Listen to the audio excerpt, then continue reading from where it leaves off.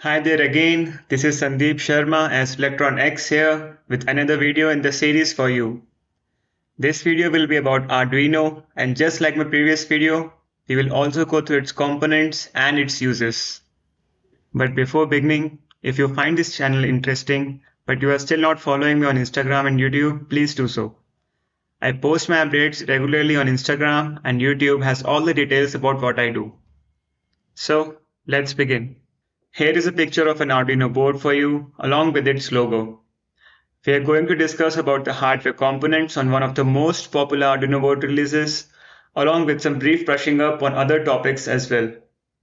I will tell you about the origin of Arduino and its advantages, then we will see where all is it used. We will glimpse across the various Arduino releases and also some information about development boards. Okay, so Arduino was developed at the Ivrea Interaction Design Institute in Italy as an open source electronics platform. It was developed as an easy to use tool for fast prototyping and for students without a background in electronics and programming for learning robotics and related things. However, after gaining popularity, Arduino boards started changing to adapt to new needs and challenges like IoT applications, wearables, 3D printing, and embedded environments. Arduino boards are able to read inputs like light on a sensor, a finger on a button, or a Twitter message, and turn it into an output like activating a motor, turning on an LED, publishing something online. We can tell our Arduino board what to do by sending a set of instructions to the microcontroller on the board. And to do so, we use Arduino programming language, which is based on wiring, and the Arduino software IDE, which is based on processing. Arduino has been very useful to a lot of people all over the world. It's mainly because it simplifies the process of working with microcontrollers. This simplification is because it has certain advantages like being inexpensive. Arduino boards are relatively cheaper compared to other microcontroller platforms. The least expensive version of the Arduino module can be assembled by hand, and even the pre-assembled ones cost less than $50. The Arduino software IDE is cross-platform because it can run on Windows, Mac OS, and Linux operating systems also, whereas most microcontroller systems are limited to Windows only. Arduino software IDE has a simple and clear programming environment. It's easy to use for beginners, yet it is flexible enough for advanced users to take advantage of it as well. The Arduino software is open source and is extensible. It is published as open source tools available for extension to all the programmers. The language itself can be expanded through C++ libraries, and all the people who are experienced in AVRC programming can directly copy their code and paste it into Arduino program. Even the hardware in Arduino board is open source and extensible. It's published under a Creative Commons license so that the circuit designers can make their own version of the module and include their modifications and improvements to the board. If that's not possible, we can at least replicate the circuit on a breadboard and understand how it works. Moving on to the uses of Arduino boards, they are used in a variety of places. For example, in education, teachers and students use it to build low-cost scientific instruments and perform some experiments as well, like proving some concepts in chemistry or physics principles, or to get started with programming and robotics basics. Designers and architects build interactive prototypes of their designs, whereas musicians and artists use it for creating new musical instruments and experimenting with them. Literally anyone, including children, hobbyists, artists, programmers, can start tinkering with the Arduino board either just by following step-by-step guide in a toolkit or by looking over thousands of lakhs of articles online or by joining Arduino community. But despite being so advantageous, there are limitations where we can use Arduino boards. For example, cost. Arduino boards are really costly. An official Arduino board will cost you between $20 to $40. This might not be expensive if you want to buy just one, but for the production of a real product, this is very high. You can get the same thing done at a fraction of the price, maybe 10 times cheaper. What you need to do is just design the electronic board by yourself and then buy a microcontroller which is cheaper, but not necessarily of lower quality. Another reason is that compared to other microcontrollers in the industry, Arduino is really bad at performance, especially when you compare the performance by price ratio of all the microcontrollers. The lifespan of an Arduino board is not as high as it seems when compared to the lifespan of enterprise level microcontrollers. Obviously, you don't want a product to fail only after 4 or 5 years of use. Although being open source is an advantage, but many big companies don't want to use open source products and software libraries in their own products. Just think of intellectual property, distribution limitations, lack of maintenance, lack of enterprise support, possible security issues, and many more things. At a one person or a small company level, it's not a problem obviously, but for companies with thousands of employees, dozens of lawyers, and billions of dollars of sale, this is a very important thing. Also, Arduino doesn't have many industrial partners.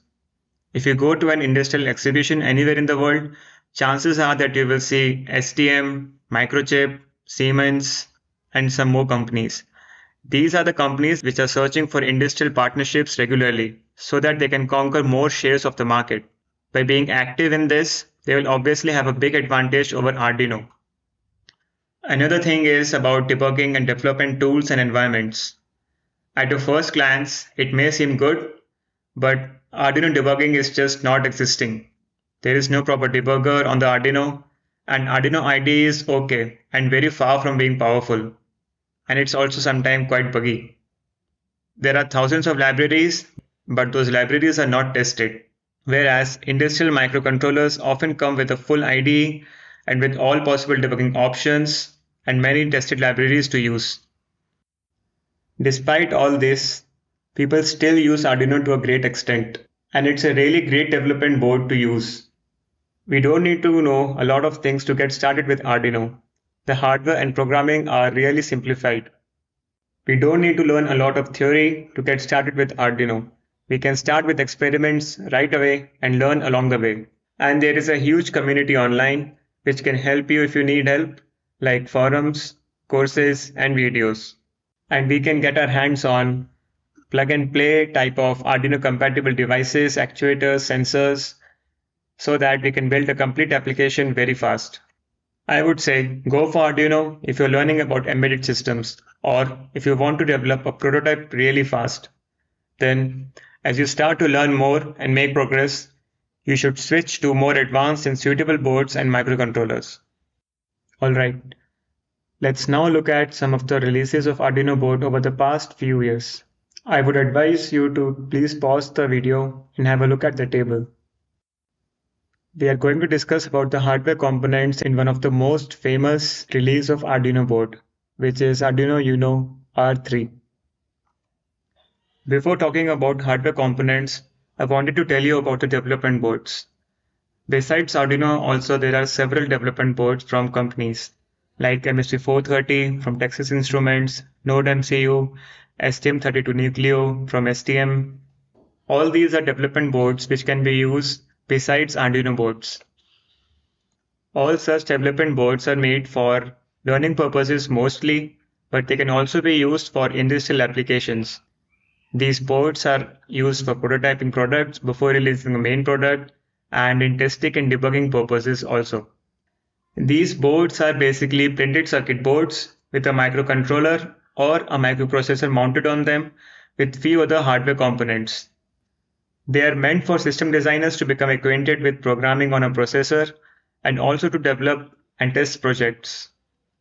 Advantages of development boards are more or less same as that of Arduino because it is one. But if you want to have a look, I have pasted them here also. So please pause the video if you want to. Alright, moving ahead, let's now finally discuss about hardware components in Arduino Uno R3. This release was made in the year 2012, and this has been one of the most popular release in the history of Arduino board. This slide shows all the measurements of the model which will be required while mounting this board. All the measurements are in millimeter.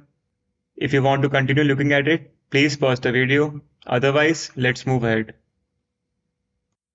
The main hardware component on any Arduino board will be its microcontroller. On Arduino Uno R3, it's Atmega 328P microcontroller as shown in the image. The Atmel Pico Power Atmega 328P is a low-power CMOS 8-bit microcontroller based on the AVR Enhanced RISC architecture. The Arduino mode makes it easy to interface with the pins of the Atmega microcontroller and also adding extra features that don't come with the standalone microcontroller, like including a USB serial interface and a 16 MHz clock. This microcontroller has memory elements of 32 KB flash, 2 KB SRAM, 1 KB EEPROM. This microcontroller also has peripherals which are listed here. It also has an Atmega 16U2 microcontroller, which is an 8-bit AVR RISC-based microcontroller. The main function of this is to act as a USB to serial converter. The Arduino bootloader in the Atmega 328P allows the chip to be programmed via the UART interface. Older computer systems had serial ports which could have been connected directly to the Atmega 328 ports, but since nowadays USB is used everywhere, so we need a USB to serial converter to mimic the serial port over USB. The next hardware component is SPX1117 voltage regulator. It is a low power positive voltage regulator which is very cost effective and has a small footprint.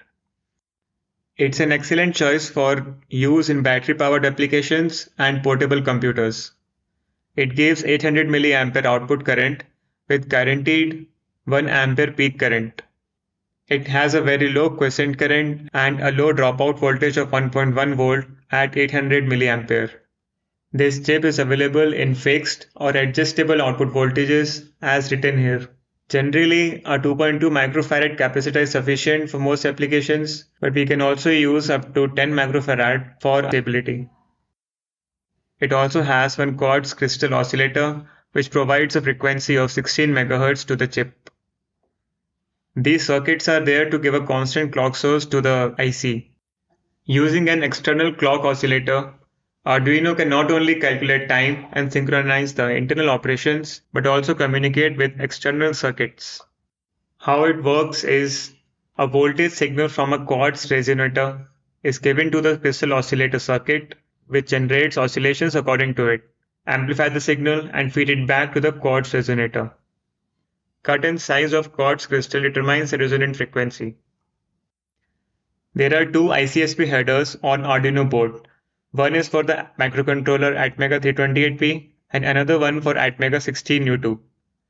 ICSP stands for In-Circuit Serial Programming, which is the ability of the microcontroller to be programmed without disconnecting from the circuitry.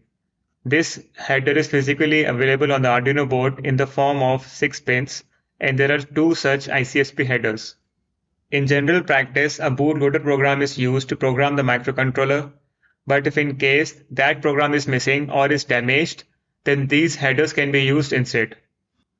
There is a USB-B port which can be connected to the computer.